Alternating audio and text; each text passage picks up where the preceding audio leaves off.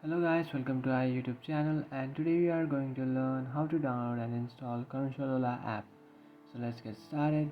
So if you want to download and install your Crunchyroll app, which is used to watch anime, so to do that what you can do is just open up your Play Store application.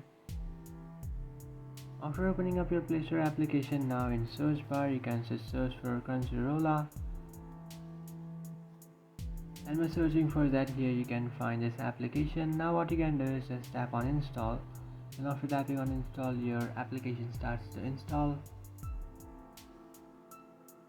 After completing the installation process, now what you can do is just tap on open. After tapping on open, now what you can do is just create an account or just log into your account. So that's it guys, this is how to download and install Crunchyroll app in your app. So that's it guys, this is how to download and install Crunchyroll application. If you find this video helpful, don't forget to like and subscribe to our channel. If you have any doubts, feel free to comment below. Thanks for watching.